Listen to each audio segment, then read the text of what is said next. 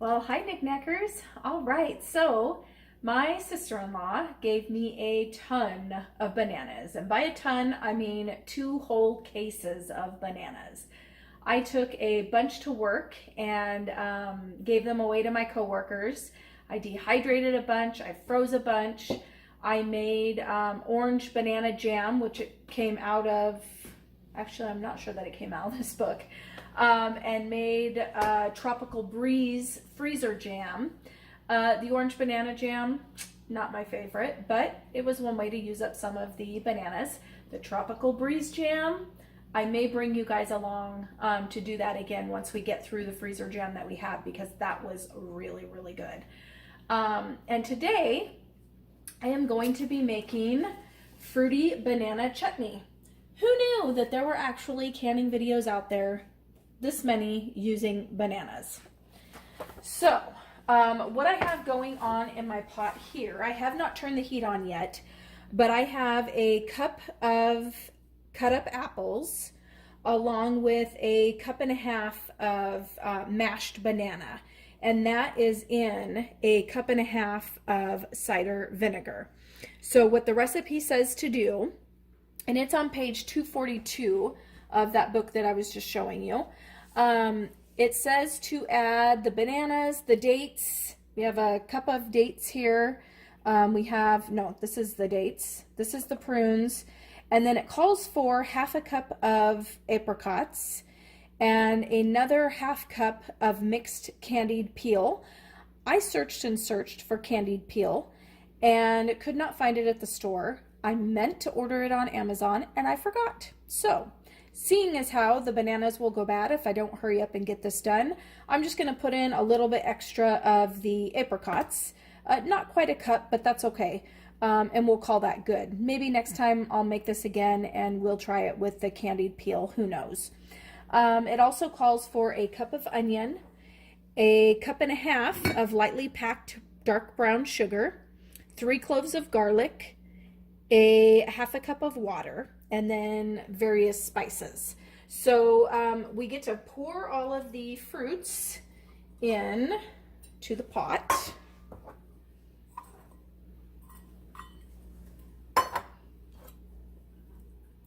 And then we'll get this up to a boil. And along with the cup of onion. Now that apple cider vinegar is very, very strong. And the reason why I had the apples and the banana already in the vinegar is because that vinegar will help keep them from browning while I was cutting up the other fruits. So I'm not sure exactly how I would use this, but I'm thinking on pork would be really good, or maybe even a chicken. So I'm going to get this going. I don't think I'm supposed to put in the brown sugar yet. Excuse me, Bekah, while I look at this. Yes. Okay, so we need to get this boiling and boil for 15 minutes. And then we'll come back and we'll add in a bunch of other goods. So I'll bring it back after this has gotten to a boil and has boiled for 15 minutes. All right, so I did not bring you back for when I added the garlic.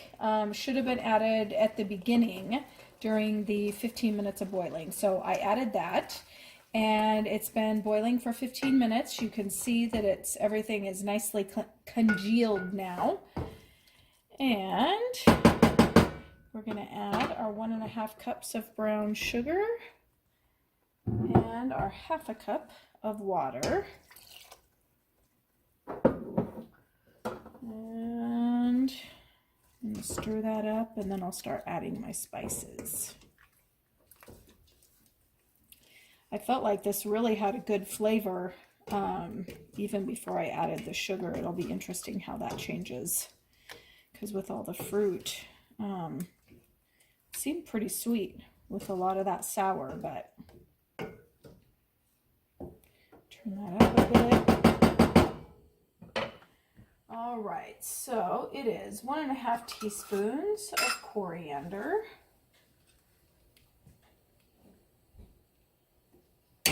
One.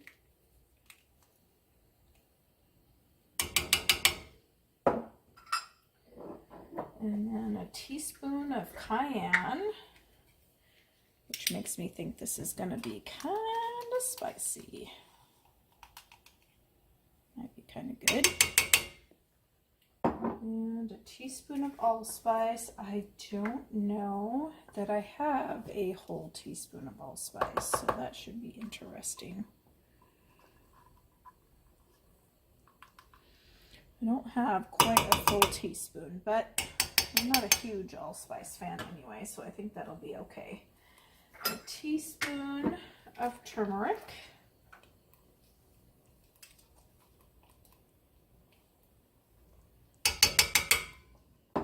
And a teaspoon of ginger.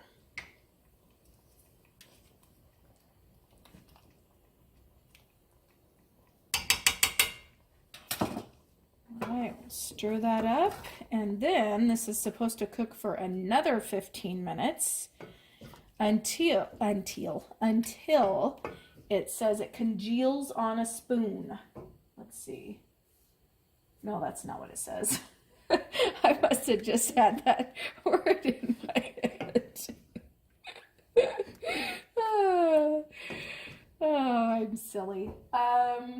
Until it's thick enough to mound on a spoon, which right now you can see that is going to take at least 15 minutes, I'm sure.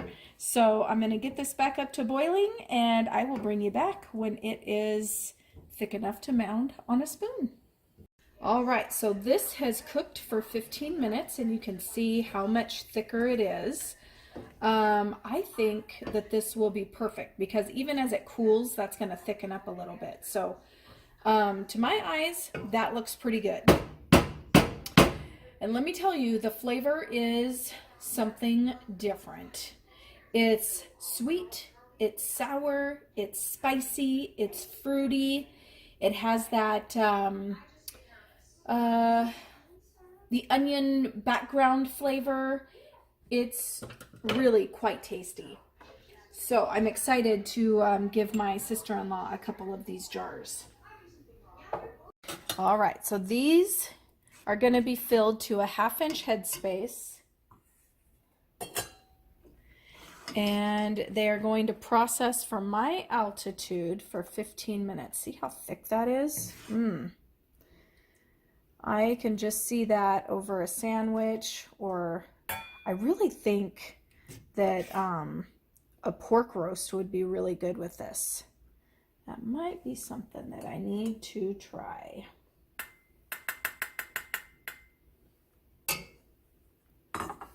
All right, so we do have chunks in there, so I'm going to debubble, get all that smashed down. I was kind of thinking that 1/2 teaspoon of cayenne pepper was going to be too much for this amount, but I think with that nice fruity in there and that sugar, it really toned it down, and it's got a little bit of background heat, but it is not bad at all. And to be honest with you, this is not something that I normally would even consider making, but when you have an abundance of something and you're looking for things to do with it, sometimes that's when you get the most interesting and find things that you might not otherwise think that you would enjoy.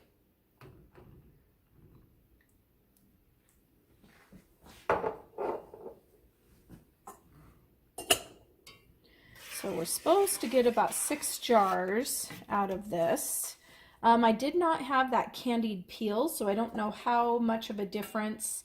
I did put in some extra apricots, but I don't know how much of a difference that would or will make in how many jars I end up getting.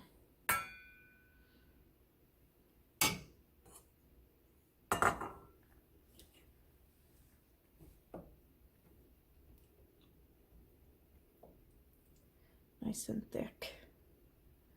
Need to add a little bit more to that.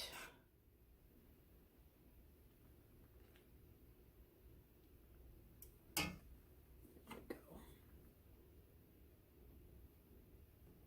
Perfect.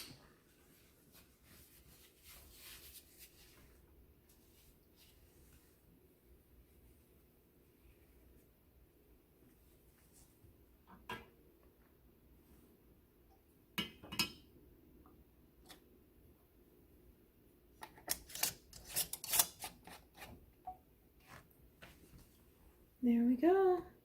Jar number 2. I'm going to continue filling these up and I will bring you back. Well, I'll bring you back and I'll show you how many I ended up getting.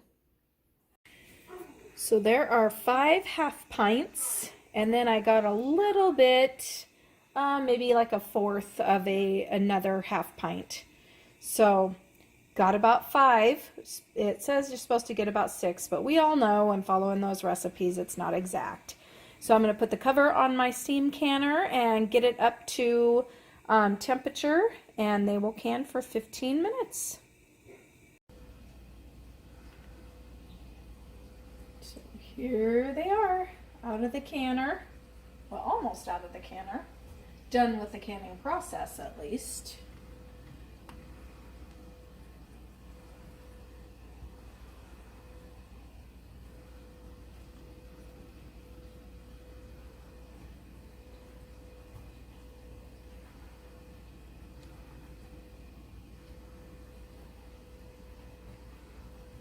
We'll let those set for 24 hours. And then tomorrow I will take the rings off, wash them, label them. I'll keep one for myself and give the rest to my sister-in-law. I hope you guys enjoyed.